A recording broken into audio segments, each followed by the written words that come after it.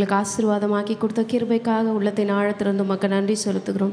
இன்றைக்கு நாங்கள் தியானிக்க இருக்கிற இந்த மத்தேயு 2ஆம் அதிகாரத்தின் மூலமாக தேவனாகிய கர்த்தர் எங்களோடு கூட நீர் பேசுவீராக, எங்களோடு கூட நீர் இடைப்படுவீராக. ஆண்டவரே, நேரில் வந்திருக்கிறவர்களையும் அப்பா ஆன்லைனில் காத்திருக்கிறவர்களையும் தேவனாகிய கர்த்தர் ஆசீர்வதிப்பீராக. உள்ளத்தின் ஆழத்திலிருந்து உமக்கு நன்றி செலுத்துகிறோம். இயேசுவின் ரத்தம் ஜெயம், இயேசுவின் நாமத்தில் பிதாவே, ஆமென்.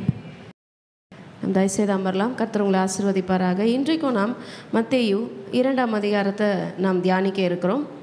இந்த மத்தேயு புஸ்தகத்தை பார்க்கும் பொழுது இதனுடைய ஆடியன்ஸ், இது யாருக்காக எழுதப்பட்டது என்றால் ஜூயிஷ் கிறிஸ்டியன், அதாவது ஆண்டவராகிய இயேசு கிறிஸ்துவை ஏற்றுக்கொள்ளுகிற அந்த மனப்பாங்கு உடைய, கிறிஸ்துவை ஏற்றுக்கொள்ளுகிற அந்த மனப்பாங்கை உடைய அந்த யூதர்களுக்கென்று இது எழுதப்பட்டு இருக்கிறது. நம்ம எல்லாருக்குமே தெரியும், நம்முடைய வேதாகமம் 2 பாகமாக பிரிக்கப்பட்டிருக்கிறது, பழைய ஏற்பாடு, புதிய ஏற்பாடு என்று. புதிய ஏற்பாட்டில் எடுத்த உடனே நமக்கு 4 புஸ்தகம் வருகிறது இல்லையா? காஸ்பல்ஸ் என்று நம்ம சொல்லுவோம், சுவிசேஷக புஸ்தகங்கள். மத்தேயு, மார்க்கு, லூக்கா, யோவான் என்று 4 புஸ்தகங்கள் இருக்கிறது. இந்த 4 புஸ்தகம் நம்ம வாசிக்கும் பொழுதே நமக்கு என்ன தோன்றுகிறது என்றால் ஹோப், நம்பிக்கை. எரேமியா புஸ்தகத்தில் நம்ம பார்த்தோம் நம்பிக்கை, அது மாத்திரம் இல்லாமல் வார்னிங், ஒரு எச்சரிக்கையாகவும் இருந்தது. ஆனால் மத்தேயு புஸ்தகத்தில் இருந்து தொடர்ச்சியாக வருகிற எல்லா சுவிசேஷக புஸ்தகங்களும் நம்ம பார்க்கும் பொழுது ஹோப், நம்பிக்கை. ஏன் அப்படி நம்ம பார்க்கும் பொழுது, பழைய ஏற்பாட்டின் புஸ்தகத்தில் கடைசி புஸ்தகம் மல்கியாவின் புஸ்தகம். அந்த மல்கியாவின் புஸ்தகத்துக்கு பிறகு 400 வருஷங்கள் தேவனாகிய கர்த்தர் யாரிடத்திலுமே பேசவில்லை. நமக்கு தெரியும், நம்மளுடைய ஆதி ஆகமத்தில் தொடங்கி தேவனாகிய கர்த்தர் ஒவ்வொரு காலங்களில் ஒவ்வொரு தீர்க்கதரிசிகளோடு கூட பேசி அவருடைய வார்த்தைகளை அவர் தெரியப்படுத்தி கொண்டே இருந்தார். ஆனால் இந்த மல்கியா புஸ்தகத்திற்கு பிறகு என்ன நடந்தது என்றால் 400 வருஷம் இருண்ட காலம் என்று சொல்லப்படுகிறது. இப்போ 400 வருஷம் கர்த்தர் எந்த கம்யூனிகேஷனுமே பண்ணலை, எந்த மனிதர்களிடத்துலையும் பேசலை. இந்த 400 வருஷத்திற்கு பிறகு தான் இந்த காஸ்பல், இந்த மத்தேயு, மார்க்கு, லூக்கா, யோவான் என்று சொல்லப்படுகிற இந்த 4 விதமான காஸ்பல்ஸும் இருக்குது. ஆனால் இதில் மார்க்கு முன்பாக எழுதியிருக்க கூடும் அப்படின்னு வேத ஆராய்ச்சியாளர்கள் சொல்லுகிறார்கள். மார்க்கு முதலாவதாக எழுதப்பட்டதாக இருந்தாலும் நம்முடைய வேதாகமத்தில் மத்தேயு என்கின்ற இந்த புஸ்தகம் முதலாவதாக வைக்கப்பட்டிருக்கிறது. இதில் 28 அதிகாரங்கள் இருக்கிறது. இந்த 28 அதிகாரங்களிலும் நம்ம ஒவ்வொரு காரியங்களை நம்ம பார்க்குறோம். மொத்தமாக இந்த மத்தேயு புஸ்தகம் நமக்கு என்ன சொல்ல வருகிறது என்றால், ஜீசஸ் இஸ் த ப்ராமிஸ்டு மெசாயா. ஆண்டவராகிய இயேசு கிறிஸ்து தான் வாக்குத்தத்தம் பண்ணப்பட்ட மெசியாவாக இருக்கிறார் என்கின்ற இந்த காரியத்தை தான் சொல்லப்படுகிறது. அது மாத்திரம் இல்லை, டிசைபிள்ஷிப். நம்ம ஆண்டவராகிய இயேசு கிறிஸ்து தமக்கென்று 12 சீடர்களை அவர் தேர்ந்தெடுத்தார் அல்லவா? அந்த 12 சீடர்களை வைத்து தான் தன்னை சுற்றி இருக்கிற சமுதாயத்தையே அவர் ஷேப் பண்ணார், தன்னை சுற்றி இருந்த சமுதாயத்தையே அவர் உருவாக்கினார். So he shaped the community using the concept call discipleship. இன்னும் இந்த மத்தேயு பற்றி நம்ம சிறப்பான அம்சம் சொல்லணும் அப்படின்னா, சர்மன் ஆன் த மவுண்ட், அதாவது மலை பிரசங்கம். 5ஆம் அதிகாரம், 6ஆம் அதிகாரம், 7ஆம் அதிகாரம் நம்ம வாசிப்போம். அதில் ஆண்டவராகிய இயேசு கிறிஸ்துனுடைய மலை பிரசங்கம் சொல்லப்பட்டிருக்கிறது. நம்முடைய தேச பிதாவாகிய மகாத்மா காந்திஜி அவர்கள் மிகவும் அவரால் கவரப்பட்டது ஆண்டவராகிய இயேசு கிறிஸ்துனுடைய இந்த மலை பிரசங்கம். இதிலிருந்து அவர் பல காரியங்களை தன்னுடைய வாழ்க்கைக்கென்று அவர் தெரிந்தெடுத்து கொண்டார் என்கின்ற அவருடைய சுயசரிதையில் குறிப்பிடப்பட்டு இருக்கிறது. இப்போ இந்த மத்தேயு புஸ்தகம் எந்த காலகட்டத்தில் எழுதியிருக்கக்கூடும் என்றால் 50லிருந்து 60 AD இந்த காலங்களில் இது எழுதப்பட்டு இருக்கும் என்று சொல்லுகிறார்கள். இப்போது ஆண்டவராகிய இயேசு கிறிஸ்துவனுடைய ஜீனியாலஜி, அதாவது ஆண்டவராகிய இயேசு கிறிஸ்துவனுடைய வம்ச வரலாறு 1ஆம் சாப்டரில், ஃபஸ்ட்டு சாப்டரில் நம்மளுக்கு சொல்லப்பட்டிருக்கிறது. இந்த 2ஆம் அதிகாரத்தில் பார்க்கும்பொழுது ஆண்டவராகிய இயேசு கிறிஸ்துவனுடைய பிறப்பை குறித்து சொல்லப்படுகிறது. கிங் சைரஸாக இருக்கட்டும், அதாவது கோரேஸ் ராஜாவாக இருக்கட்டும், அடுத்தது மக்கபேயர்களுடைய ரெவல்யூஷன், அதாவது மக்கபேயர்களுடைய புரட்சியாக இருக்கட்டும், இது எல்லாமே BC 167 அப்படிங்கிற அந்த காலகட்டங்களில் நடக்கிறது. அதாவது இன்னும் ஆண்டவராகிய இயேசு கிறிஸ்து பிறக்கலை, பட் அதற்கு முன்னாடி நடந்த காரியங்கள் இந்த காரியங்கள். அப்போ மக்கபேயர்கள் அப்படிங்கிற ஒரு குறிப்பிட்ட மக்கள் இருக்கிறாங்க. அந்த மக்களெல்லாம் ஒரு புரட்சி செய்கிறார்கள். ஏனென்றால் அவங்களுடைய யூத கலாச்சாரமானது அழிக்கப்பட்டு விடக்கூடாது என்கின்ற அவங்க புரட்சி செய்கிறாங்க. அப்போ அந்த காலகட்டத்தில் தான் கோரேஸ் ராஜா எழும்புறாரு. அவர் பல காரியங்களை அவர் செய்கிறாரு. என்ன பண்ணுறாரு அப்படின்னா, யூதர்களை அவர் ஃபோர்ஸ் பண்ணுறார். கிரீக் கல்ச்சரை, அதாவது கிரேக்க காரியங்களை அவர்கள் ஏற்றுக்கொள்ள வேண்டும் என்று அவர் பயங்கரமாக அவர் ஃபோர்ஸ் பண்ணுறாரு. ஸோ இந்த காலகட்டங்களுக்கு எல்லாம் பிறகு தான் ஆண்டவராகிய இயேசு கிறிஸ்துவினுடைய பிறப்பை நாம் பார்க்குறோம். ஸோ இந்த அதிகாரத்தை நம்ம பிரிக்க வேண்டுமானால் 4 பாகமாக நம்ம பிரிக்கலாம். 1ஆம் வசனத்திலேருந்து 12ஆம் வசனம் வரைக்கும் ஒரு பிரிவாகும், 13லேருந்து 15 ஒரு பிரிவாகும், 16லேருந்து 18 ஒரு பிரிவு, பின்பு கடைசி பாகமாக 19லேருந்து 23. இதில் முதல் பாகமாக நம்ம பார்க்கும் பொழுது the desire of the gentiles. Gentiles என்றால் நமக்கு தெரியும் புறஜாதிகள். புறஜாதிகள் ஆண்டவராகிய இயேசு கிறிஸ்துவை வாஞ்சிக்கிறார்கள். இப்போது ஆண்டவராகிய இயேசு கிறிஸ்து எப்பிரத்தா என்னப்பட்ட பெத்லஹேமில் அவர் பிறக்கிறாரு. ஆனாலும் அவர் பிறந்த மண்ணில் ஆண்டவராகிய இயேசு கிறிஸ்துவை பல பேர் அவரை ஏற்றுக்கொள்ளவில்லை. ஆனாலும் புறஜாதிகள் பல பேர் ஆண்டவராகிய இயேசு கிறிஸ்துவை தன்னுடைய சொந்த இரட்சகராக ஏற்றுக்கொண்டு விட்டனர். இப்போ நாம் ஜெபிக்க வேண்டியது நம்முடைய இஸ்ரவேல் மக்களுக்காக நாம் ஜெபிக்க வேண்டும். அடுத்து 2வதாக நம்ம பார்க்கும் பொழுது 13லேருந்து 15 ஆண்டவருடைய ப்ரொடெக்ஷன். ஏன்னா இந்த அதிகாரத்தில் நம்ம பார்க்குறோம், ஆண்டவராகிய இயேசு கிறிஸ்து பிறக்கிறாத அந்த நேரத்தில் அந்த ஏரோது மன்னன் ஆட்சி செய்கிறான். அவன் எப்படியாகிலும் அழிக்க வேண்டும் என்று நினைக்கிறான். ஆனாலும் ஆண்டவருடைய ப்ரொடெக்ஷன், ஆண்டவருடைய பாதுகாப்பை நாம் பார்க்குறோம். அடுத்தபடியாக கில்லிங் ஆஃப் த எனிமி, ஆண்டவர் அந்த சத்துருக்களை அழிக்கிறத நம்ம பார்க்குறோம். அடுத்தது காட் கால்ட் அகெயின், மறுபடியும் ஆண்டவராகிய இயேசு கிறிஸ்துவை அந்த இடத்துக்கு அவர் திரும்பவும் அழைக்கிறார். இப்படியாக இந்த காரியங்கள் போகிறது. இந்த அதிகாரத்தில் குறிப்பிட்டு நம்ம சொல்ல கூடுமானால் சில வசனங்கள் இருக்கிறது.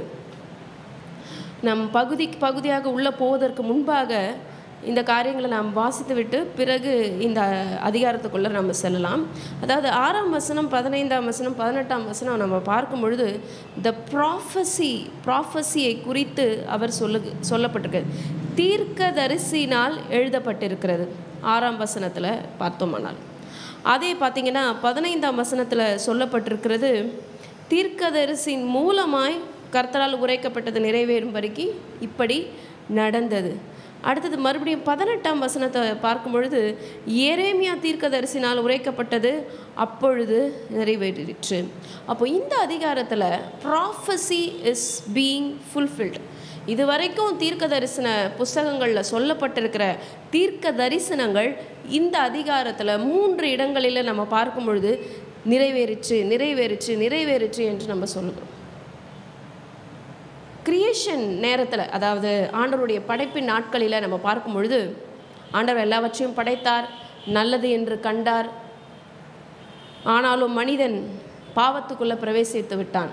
பாவத்துக்குள்ளே பிரவேசித்து விட்ட பிறகு ஆண்டவர் ஒரு சொல்யூஷன் கொடுக்குறார். ஆண்டவர் ஒரு தீர்வை கட்டளையிடுகிறார். நம்ம வாசிக்க போகிறோம் ஆதியாகமத்தின் புஸ்தகம் 3ஆம் அதிகாரம் 15ஆம் வசனம். ஆதியாகமம் 3:15.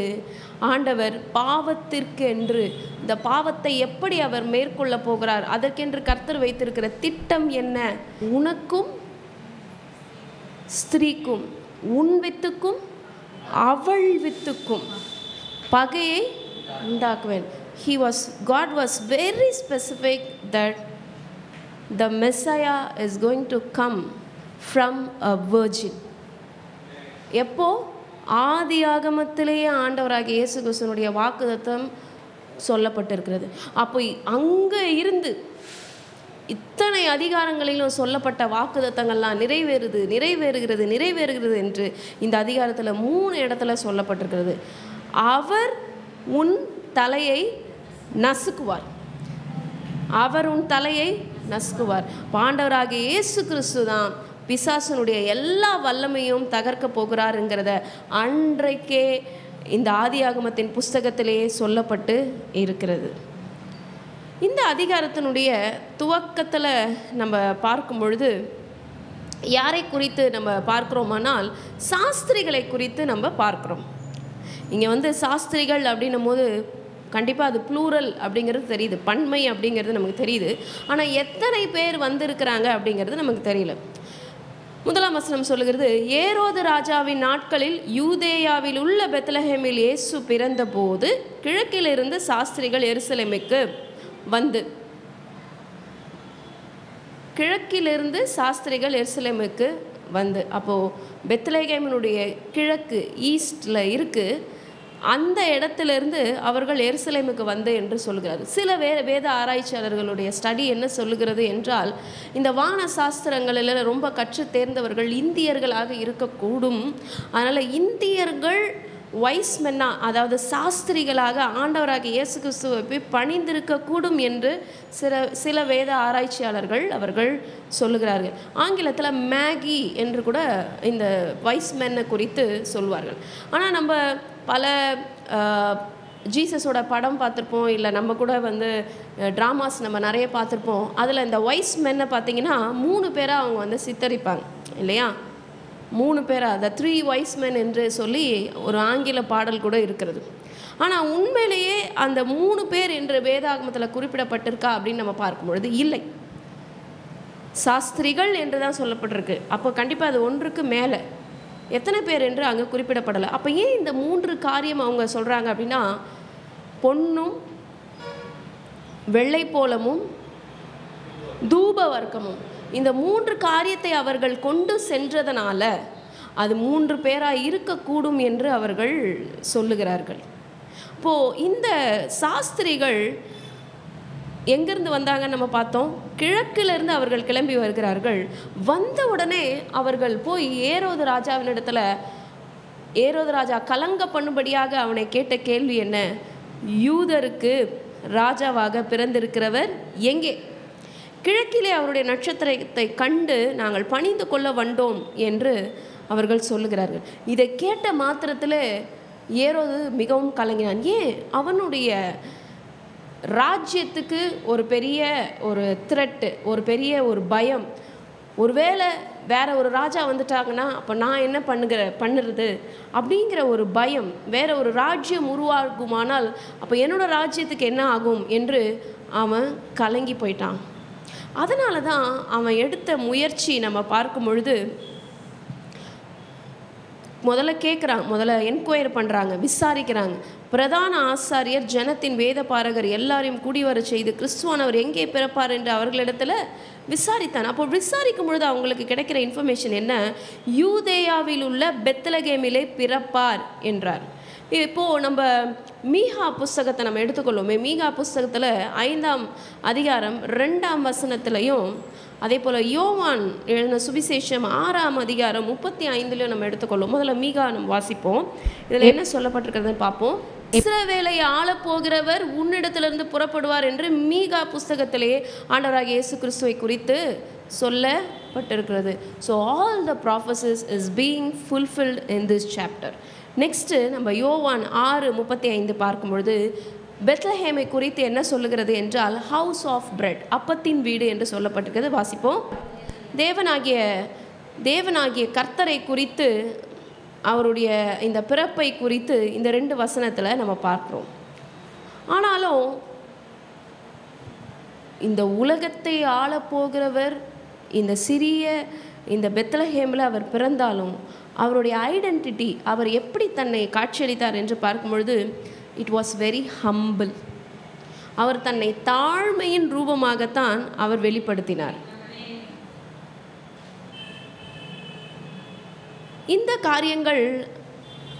காரியங்கள் ஒரு பக்கம் இருக்க, ஒரு பக்கமாக ஏரோது தந்திரமாக என்ன காரியத்தை செய்கிறான் என்றால், சாஸ்திரிகளை ரகசியமாக அழைத்து நட்சத்திரம் காணப்பட்ட காலத்தை குறித்து அவர்களிடத்தில் திட்டமாய் விசாரிக்கிறான். அப்போ எந்த காலகட்டத்தில் அவங்க கிளம்புறாங்க, எந்த காலகட்டத்தில் அவங்க இங்கே ரீச் ஆகியிருக்காங்க, இதையெல்லாம் அவன் திட்டமாக விசாரித்து, நீங்கள் போய் பிள்ளையை குறித்து திட்டமாய் விசாரியுங்கள், அதை கண்ட பின்பு நீங்கள் பார்த்த பிறகு நானும் பணிந்து கொள்ள எனக்கு அறிவியுங்கள் என்று சொல்லி பெத்லஹேமுக்கு அவர்களை அவன் அனுப்புகிறான்.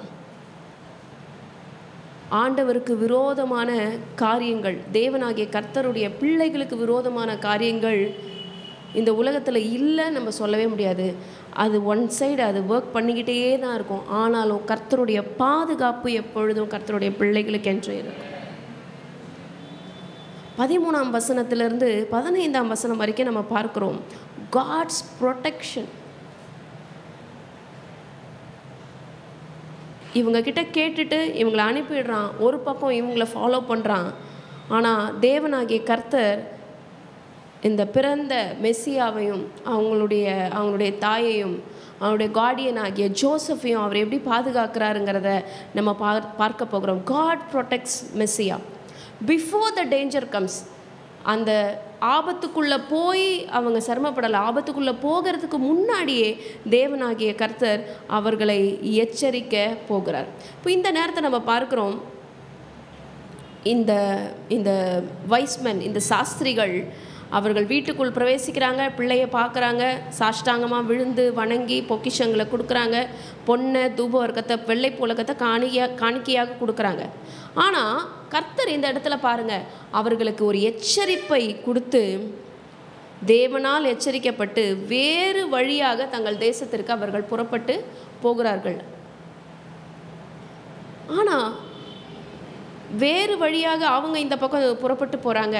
ஒரு பக்கம் ஆண்டவர் யோசேப்புக்கு தரிசனத்திற்கு சொப்பனத்தின் மூலமாக அவர் காண்பிக்கிறார், ஏரோது பிள்ளையை கொலை செய்ய தேடுவான், நீ எழுந்து பிள்ளையையும் அதன் தாயையும் கூட்டிக் கொண்டு எகிப்துக்கு போ. நம்ம எகிப்தை குறித்து நம்மளுடைய எரேமியா தீர்க்கதரிசன புஸ்தகத்தில் நிறைய இடங்களில் நம்ம வாசித்தோம் அல்லவா? ஆனால் இந்த இடத்துல தேவன் யோசேப்பை எகிப்துக்கு போக சொல்லி அவர் சொல்லுகிறார். அங்கே இரு என்று அவர் சொல்லுகிறார். அதே போல he obeyed God's instruction. இரவிலே பிள்ளையையும் அதன் தாயையும் கூட்டிக் கொண்டு எகிப்துக்கு அவர் புறப்பட்டு போகிறார்.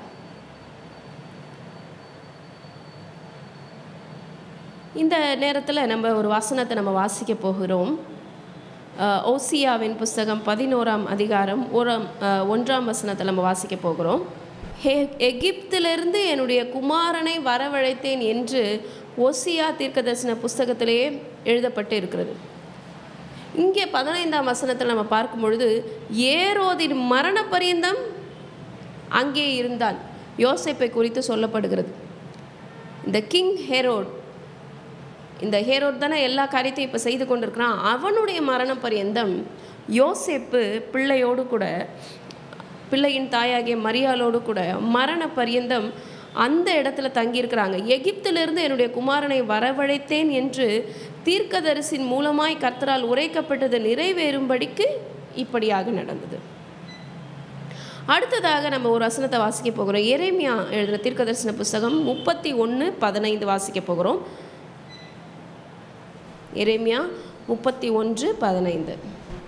ஒரு ஆபத்து வரப்போகிறது என்கின்றதை ஆண்டவர் முன்பாகவே தெரிந்து கொண்டு இவர்களை எகிப்துக்கு அனுப்பி வைத்து விட்ட பிறகு இந்த இடத்துல என்ன நடக்கிறதுங்கிறத நம்ம பார்க்குறோம். எரேமியா 31:15 இருக்கட்டும், மத்தேயுவில் 2ஆம் அதிகாரத்தில் 17ஆம் வசனமாக இருக்கட்டும், ரெண்டுமே ஒரே காரியங்களை குறித்து தான் சொல்லப்படுகிறது. புலம்பலும் அழுகையும் மிகுந்த துக்க கொண்டாடுறதும் ஆகிய கூக்குரல் ராமாவிலே கேட்கப்பட்டது. ராகேல் தன் பிள்ளைகளுக்காக அழுது அவைகள் இல்லாதபடினால் ஆறுதல் அடையாது இருக்கிறாள் என்று எரேமியா தீர்க்கதரிசினால் உரைக்கப்பட்டது அப்பொழுது நிறைவேறிற்று. when God always has a plan, ஆண்டவர் நம்முடைய வாழ்க்கைக்கும் சரி ஒரு பிளான் வைத்திருப்பார். ஆனால் அந்த பிளானை எப்படியாகிலும் டைவர்ட் பண்ணணும், அந்த பிளானை இல்லாதபடி அழிக்க வேண்டும் என்று தான் எல்லா டார்க் ஃபோர்ஸஸும் கிரியை செய்து கொண்டு இருக்கிறது. பட் முடிவில் யார் ஜெயிப்பா? ஆண்டவருடைய பிளான் தான் ஜெயிக்கும். ஏனென்றால் ஆண்டவர் சால்வேஷனுக்கு என்று ஒரு பிளான் போட்டிருக்கார். உன் வித்துக்கும் அவள் வித்துக்கும் பகையை உண்டாக்குவேன் என்று சொன்ன தேவன் அன்று முதல் ஆதாம் செய்த தவறுக்காக பிந்தின ஆதாமாகிய ஆண்டவராகிய இயேசு கிறிஸ்துவ அவர் பிறக்க செய்கிறார். ஸ்திரீயினிடத்தில் இருந்து அவர் பிறக்கிறார், பிறந்து விட்டார். பிறந்து விட்ட பிறகு இந்த சாஸ்திரிகள் போய் அவனிடத்துல சொன்னது நிமித்தம், இந்த இன்ஃபர்மேஷன் அவனுக்கு தெரியப்படுத்தது நிமித்தம், எப்படி ஆகினும் இந்த மெஸ்ஸியாவை, இந்த யூதருடைய ராஜாவை கொல்ல வேண்டும் என்று அவன் நினைத்து, எந்த அளவுக்கு அவனுடைய பயம் இருக்கு பாருங்க, எந்த அளவுக்கு அவனுடைய பயம் பாருங்க. தான் சாஸ்திரிகளால் வந்திக்கப்பட்டதை கண்டு கோபமடைந்து ஆட்களை அனுப்பி சாஸ்திரிகளிடத்தில் திட்டமாய் விசாரித்த காலத்தின்படி பெத்லகேமிலும் அதன் சகல எல்லைகளிலும் இருந்த 2 வயதிற்கு உட்பட்ட எல்லா ஆண் பிள்ளைகளையும் கொலை செய்தான். அவனுக்குள்ள இருந்த பயமானது அவனுடைய ராஜ்யம் தன் கையை விட்டு போகக்கூடாது என்று 2 வயதுக்கு உட்பட்ட எல்லா ஆண் பிள்ளைகளையும் அவன் கொலை செய்கிறான். அப்போ அந்த 5 இமோஷன்ஸில் இவனுக்குள்ள பயம், இவனுக்குள்ள கோபம், கடைசியாக அத்தனை ஆண் பிள்ளைகளையும் அவன் வெட்டி போடுகிறான். இதற்கு பிறகு ஒரு குட் நியூஸ் என்ன அப்படின்னா, ஏரோது இறந்த பிறகு கர்த்தருடைய தூதன் எகிப்திலே யோசேப்புக்கு மறுபடியும் அவர் சொப்பனத்தில் அவர் காணப்படுகிறார். இந்த முதல் முறை யோசேப்பு அவர் எச்சரித்ததாக இருக்கட்டும், இதற்கும் முன்னாடி நீ மரியாதை சேர்த்துக்கொள்ள ஐயப்படாதே என்று சொன்னதாக இருக்கட்டும், இந்த அதிகாரத்தில் 2 முறை அவர் யோசேப்போடு கூட ஆண்டவர் பேசுகிறதா இருக்கட்டும், அந்த குடும்பத்தினோட தலைவர் கூட ஆண்டவர் கனெக்ட் ஆகிறார்.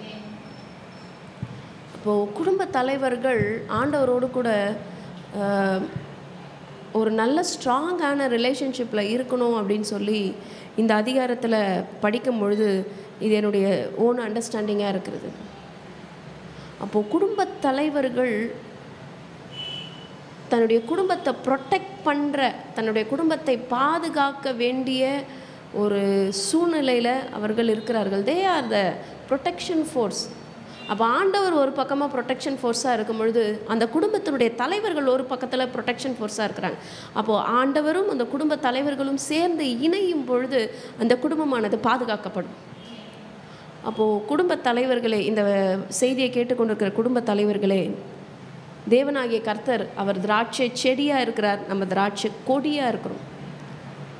நம்ம அவரில் நிலைத்திருக்க வேண்டும் என்று ஆண்டவருடைய வசனம் சொல்லுகிறது போல நீங்களும் அவரில் இணைந்திருக்க வேண்டும். இப்போ மறுபடியும் ஆண்டவருடைய வசனம் அவர்கிட்ட பேசி, நீ எழுந்து பிள்ளையும் அதன் தாயையும் கூட்டிக் கொண்டு இஸ்ரவேல் தேசத்துக்கு போ, பிள்ளையின் பிராணனை வாங்க தேடினவர்கள் இறந்து போன. It was very perfect timing. ஆண்டவர் யோசேப்பு கிட்ட பேசின காரியங்கள் எல்லாம் it was very perfect in time. எல்லா டேஞ்சரும் முடிஞ்ச பிறகு தான் அவர் அந்த பிள்ளையை தூக்கி கொண்டு தாயையும் கூட்டிக் கொண்டு அவங்க திரும்பி வரப்போகிறாங்க. ஆண்டவரோட டைமிங்காக நம்ம வெயிட் பண்ணணும் அப்படின்னு சொல்லி தோணுது. God's timing is always perfect. அடுத்ததாக அடுத்த ஒரு காரியத்தை குறித்து நம்ம வாசிக்கிறோம். அர்க்கலையு தன் தகப்பனாகிய ஏரோதின் பட்டத்துக்கு அவன் அடுத்ததாக அவன் வருகிறான்.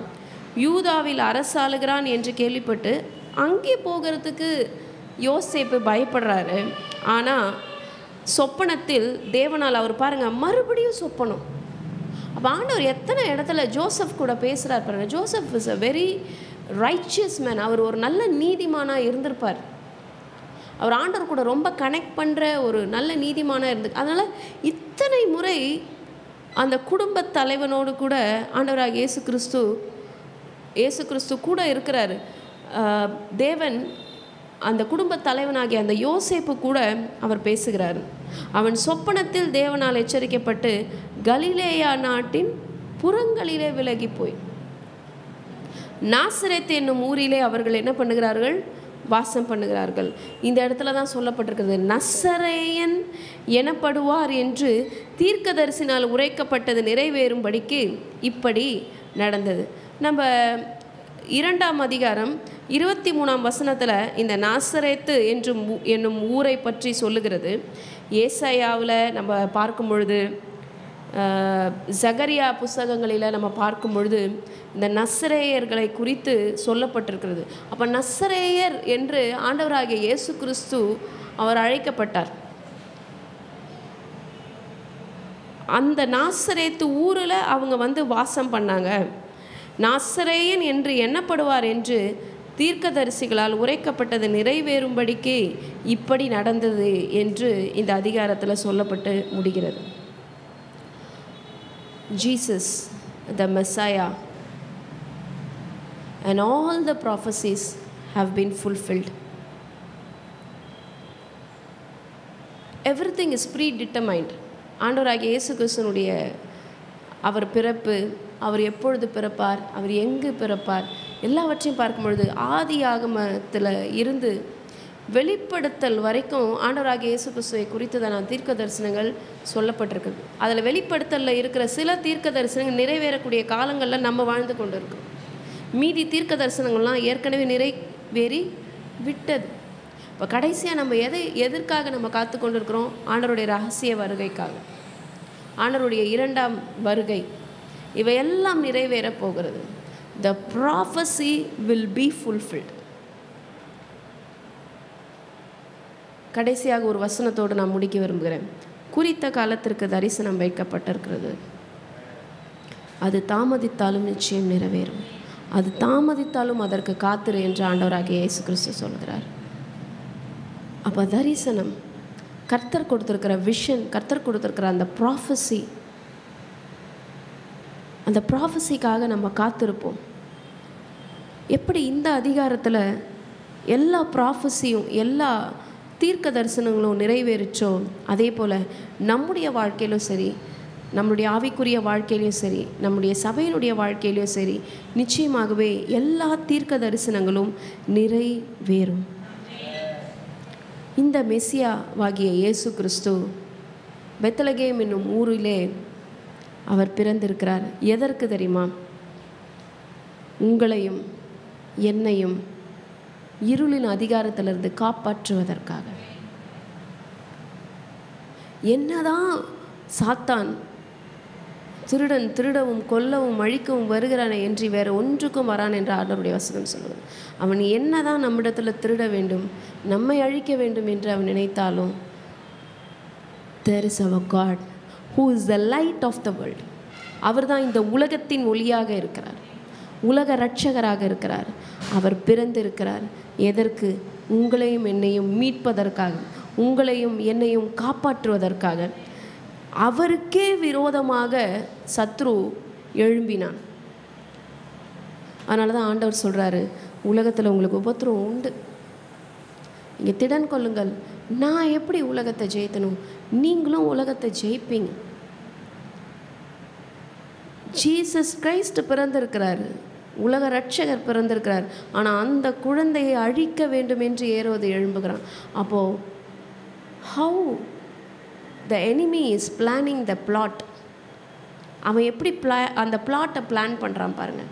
ஆனாலும் முடிவில் நம்ம பார்க்குறோம், ஆண்டவருடைய ராஜ்யம், ஆண்டவர் தான் ஜெயிப்பார். நித்தியம் வரைக்கும் அவர் தான் நம்மை ஆளுகிற ராஜாவாக இருக்க போகிறார். எப்படி ஆண்டவர் இந்த அதிகாரத்தில் மெஸ்ஸியாவை ப்ரொடெக்ட் பண்ணுறாரோ, அதே போல் நம்மையும் ப்ரொடெக்ட் பண்ணுவார், நம்மையும் பாதுகாப்பார். எல்லாவித சத்துருடைய கிரியைகள், எல்லாவித அந்தகார வல்லமைகளிலிருந்து நம்மையும் பாதுகாப்பார். Yes, the season is here, the hope is born, the hope is born. நம்பிக்கை பிறந்திருக்கிறது. இவ்வளோ நாள், இந்த 400 வருஷம் மல்கியா புஸ்தகத்திற்கு பிறகு இருண்ட காலத்தில் இருந்த உலகத்திற்கு ஒரு நம்பிக்கை பிறந்திருக்கிறது. அந்த நம்பிக்கை தான் இயேசு, அந்த நம்பிக்கை தான் இயேசு. இயேசுவே வழி, இயேசுவே சத்தியம், இயேசுவே ஜீவன். வாங்க தெய்வ ஜனமே, ஆண்டவராகிய இயேசு கிறிஸ்துவை நம்ம உயர்த்தி அவருடைய நாமத்தை கொஞ்ச நேரம் ஆராதிக்கலாம். ஹல்லேலூயா. ஆண்டவரே நம்முடைய தேவனாக இருக்கிறார். ஆமென். உலகத்தில் எத்தனையோ ராஜாக்கள் பிறந்தார்கள். இயேசு கிறிஸ்து ராஜாதி ராஜாவாக இருக்கிறார். ஆமென். நம்மளோட வாழ்க்கையில் கூட அவரே நம்மளுக்கு தஞ்சமாக இருக்கிறார். ஆமென். அவரே அடைக்கலமாக இருக்கிறார். அவரே கோட்டையமாக இருக்கிறார். நாம் செய்ய வேண்டியது என்ன? அந்த ஆசாரியர்கள் அந்த சாஸ்திரிகள் பணிந்தது போல நம்ம ஆண்டவரை பணிந்து கொள்ள வேண்டும். ஆமென். இந்த காலையில் ஆண்டவரை முழு இதயத்தோடும் முழு சேர்ந்துடும். அப்பா, நான் உண்மை தேடுறது தகப்பனே, உண்மையை ஆராதிப்பது தவிர எங்களை வாழ்க்கையில் வேறு சொல்ல தகப்பனே, நாங்கள் உண்மையை ஆராதிப்போம் என்று ஆண்டவரை நாம் ஆராதிப்போமா? நீரே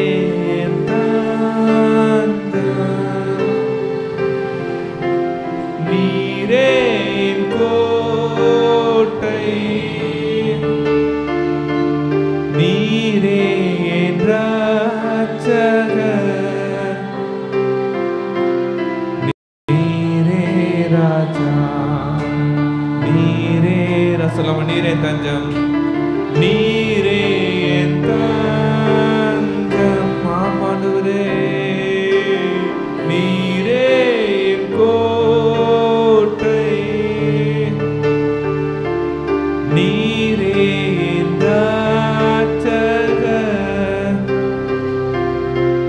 நீரே ராஜா, நீரே. சொல்லமா, நான் உம்மை தேடுவேன், நான் உம்மை தேடுவேன், நான் முழுவதும் நான் உம்மை சேவிப்பேன், வாழ்நாளெல்லாம் எனதெல்லாவற்றிலும் நான் உம்மை நேசிப்பேன். இயேசுவே, இயேசுவே, நான் உம்மை தேடுவேன், நான் முழுவதும். ஆமாண்டவரே, நான் உம்மை சேவிப்பேன், வாழ்நாளெல்லாம் எனதெல்லாவற்றிலும் நான் உம்மை நேசிப்பேன். இயேசுவே, இயேசுவே, இயேசுவே, இயேசுவே. ஆமென். ஹல்லேலூயா. நாம் தகப்பனே, எங்கள் வாழ்நாள் முழுவதும் நாங்கள் உண்மையே ஆண்டவரே, எங்கள் முழு இருதயத்தோடு முழு ஆத்மாவோடு முழு சிந்தையோடு நாங்கள் உண்மையே தேடுவோம் ஆண்டவரே. இந்த நாளில் எங்களை அர்ப்பணிக்கிறோம். அப்பா பிதாவே, இதோ இந்த நேரத்திலும் கூட எங்களோடு கூட நீர் இடைபெற போவதற்காய் நன்றி.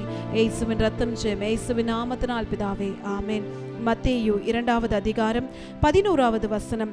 அவர்கள் அந்த வீட்டுக்குள் பிரவேசித்து பிள்ளையையும் அதன் தாயாகிய மரியாளையும் கண்டு சாஷ்டாங்கமாய் விழுந்து அதை பணிந்து கொண்டு தங்கள் பொக்கிஷங்களை திறந்து பொன்னையும் தூப வர்க்கங்களையும் வெள்ளை போலத்தையும் அதற்கு காணிக்கையாக வைத்தார்கள். ஹல்லேலூயா.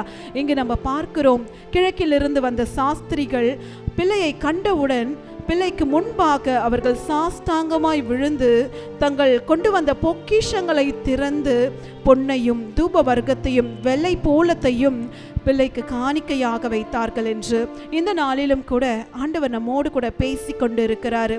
அன்றைக்கு அந்த சாஸ்திரிகள் வெகு தூரத்திலிருந்து வந்தார்கள். அவர்கள் புறஜாதியானவர்கள். இன்றைக்கு நாம் ஆண்டவருடைய பிள்ளைகளாய் இருக்கிற நாம் எப்படிப்பட்ட காணிக்கையை கொடுக்க போகிறோம்? ஆண்டவர் சொல்றாரு, அவர்கள் தங்களுடைய பொக்கிஷங்களை திறந்து அதை ஆண்டவருக்கு முன்பாக காணிக்கையாய் செலுத்தினார்களாம். இன்றைக்கு நம்முடைய இருதயமாகிய பொக்கிஷத்தை நாம் திறந்து நம் ஆண்டவரை நாம் ஆராதிக்க வேண்டும். இங்கு அவர்கள் கொண்டு வந்த காணிக்கையை குறித்து போடப்பட்டிருக்கிறது. பொன் என்றால் அதை கனத்திற்கு ஆண்டவருக்கு கனத்தை செலுத்துவதாய் குறிப்பிடுகிறது. தூப வர்க்கம் என்றால் பரிசுத்தத்தை குறிப்பிடுகிறது. வெள்ளை போலம் என்றால் ரட்சிப்பு மற்றும் மீட்பை குறிப்பிடுகிறது. இன்றைக்கு ஆண்டவர் நம்மையும் பார்த்து கேட்டுக்கொண்டிருக்கிறார். நாம் ஆண்டவரை முழு இருதயத்தோடு நாம் தேடுகிறோமா? நம்முடைய இருதயமாகிய பொக்கிஷசாலையை திறந்து நம் ஆண்டவரை பணிந்து கொண்டிருக்கிறோமா? ஒருவேளை நம்ம ஆதியில கொண்டிருந்த அன்பை நம்ம விட்டு இருந்தோம் என்றால் இந்த நாள்ல நம் ஆண்டவரிடத்தில் நேரத்தில் நம் மனம் திரும்ப வேண்டும் என்று கர்த்தர் நம்மோடு கூட இடைபெற்று கொண்டிருக்கிறார். இந்த நாளில் கூட ஆண்டவர் நம்மை பார்த்து கேட்டு கொண்டிருக்கிறார். இதோ நீ ஆதியின் அன்புல நீ திரும்ப வேண்டும் என்று பரிசுத்த ஆவியானவர் என்னோடு கூட இடைபெறுகிறார். என்னுடைய சாட்சியை நான் இந்த நேரத்தில் நான் பகிர்ந்து கொள்ள விரும்புகிறேன். நான் ரட்சிக்கப்பட்ட காலத்தில் ஆண்டவரை நான் அதிகமாக நேசிப்பேன். நான் எங்கே ஜெப கூட்டங்கள் வைத்தாலும் ஆண்டவரை பற்றி அதிகமாய் நான் தெரிந்து கொள்ள வேண்டும் என்று ரொம்ப ஆர்வத்தோடு நான் ஆண்டவரை தேடினேன். அடுத்தது ஆண்டவரை எப்பயுமே துதித்து கொண்டே அவரை நோக்கி பார்த்து கொண்டே இருந்தேன். ஆனால் நாட்கள் வர வர இந்த உலகத்துடைய காரியங்கள் என்னை ஈக்கும் போது நான் ஆண்டவரை தேடுகிற அந்த இருதயம் குறைவதை இன்றைக்கு ஆண்டவர் உன்னிடத்தில் ஒரு குறை ஒன்று, என்னை நீ அதிகமாய் நீ தேடுகிறாயா, முழு இருதயத்தோடு என்னை நேசிக்கிறாயா என்று ஆண்டவருடைய வார்த்தை என்னோடு கூட இடைபெற்று கொண்டே இருந்தது. இந்த நாளில் முதலாவது என்னை நான் அர்ப்பணிக்கிறேன். இனி நான் ஆதி அன்பிடத்துல ஆண்டவரை எப்படி நான் ஆரம்ப காலத்துல நான் நேசித்தனோ அந்த அன்பிற்கு நான் திரும்ப என்னை நான் அர்ப்பணிக்கிறேன். இந்த நாள்ல நீங்களும் ஆண்டவரை முழு இருதயத்தோடு நீங்க உங்களுடைய ஆதி அழைப்புல ஆதி அன்புக்குள்ள நீங்க திரும்ப விரும்பினால் இந்த நாள்ல கூட நம்ம ஒரு தீர்க்க தரிசன செயல் செய்யலாமா? நாம் அப்படியே முன்பாக கடந்து நாம் தேவனுக்கு முன்பாக நம் ஆண்டவருக்கு நம்மை காட்ட போகிறோம். ஆண்டவரே, இதோ நான் என்னுடைய ஆதி அழைப்புக்கு நேராய் நான் திரும்புகிறேன்ப்பா.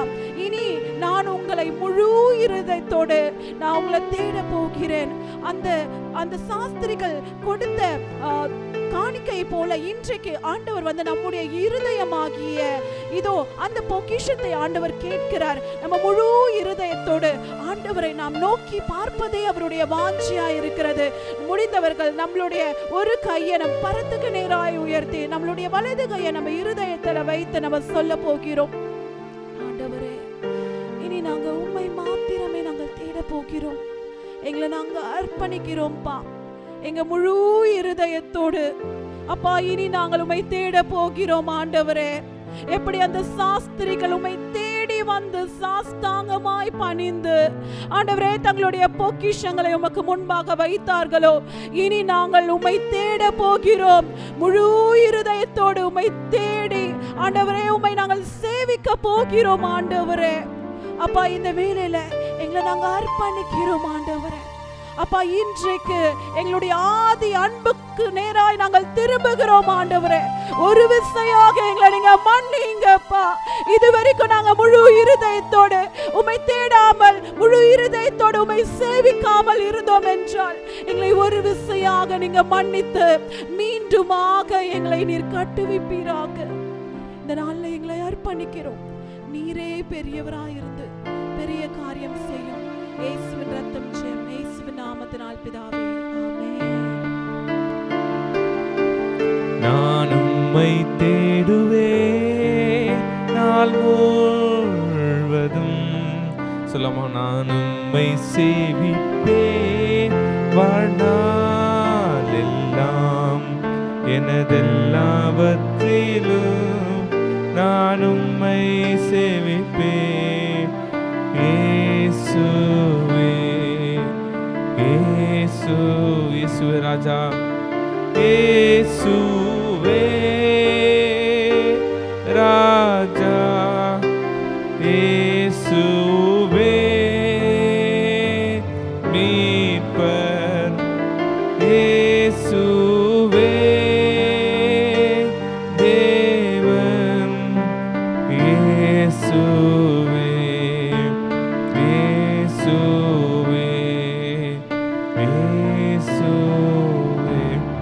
தகப்பனப்பா, நீதான் எங்கள் ராஜா தகப்பனே, நீதான் எங்கள் பரம தகப்பன் தகப்பனப்பா, நீதான் எங்களை ஆளுக செய்கிற தகப்பனே, நீதான் எங்கள் அடைக்கலம் ராஜா. நாங்கள் உண்மை தொழுது கொள்ள தவிர தகப்பனே உலகத்துல யாரப்பா நாங்கள் தொழுது கொள்ளும் தகப்பனே. நீரே எங்களுக்கு உண்மையில நீ தெய்வமா இருக்கிறப்பா, நீரே எங்களுக்கு அடைக்கலமா இருக்கிறே. உமக்கு நன்றி நன்றி நன்றி நன்றி நன்றி நாங்கள் நன்றி செலுத்துகிறப்பா. நீரே பொறுப்பட்டு வேண்டத்துங்க இயேசுவின் நல்ல பிதாவே, ஆமென்.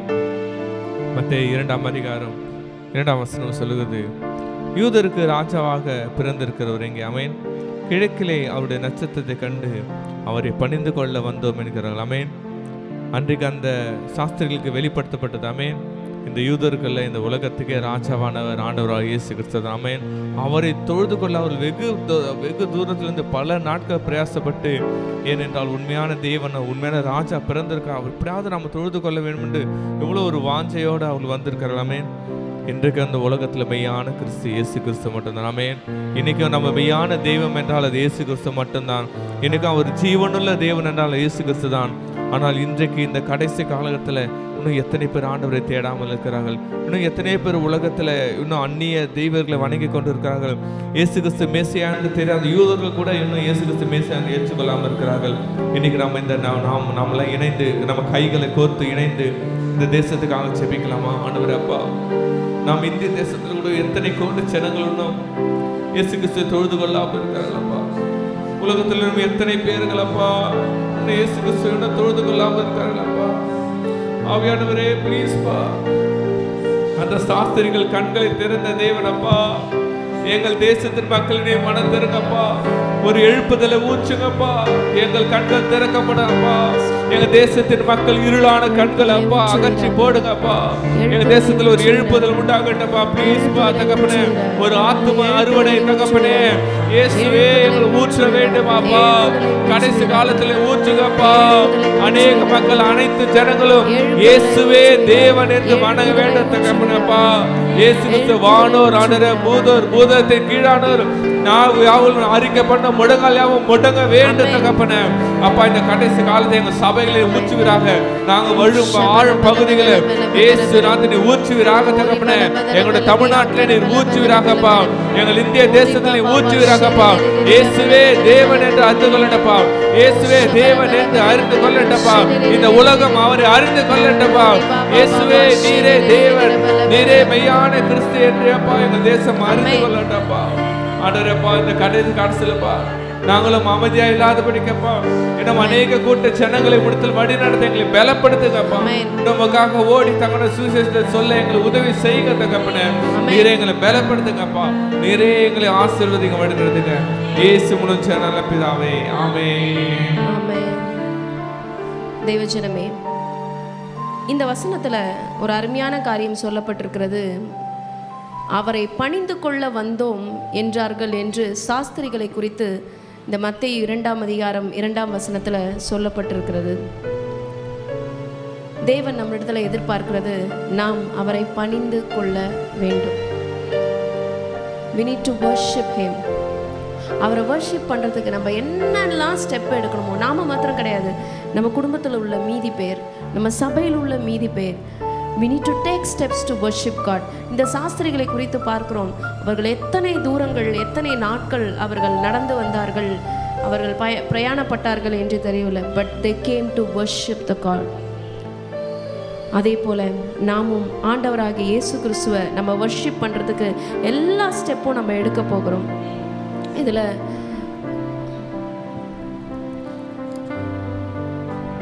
ஆங்கில வசனத்தில் சொல்லப்பட்டிருக்கிறது, for we saw his star when it rose and have come to worship him. Let's worship our God. ஆண்டவர் நம்ம கூப்பிடுறாரு, நம்மளை அழைக்கிறார். எதற்கென்று என்றால் அவரை ஆராதிக்கும்படியாக.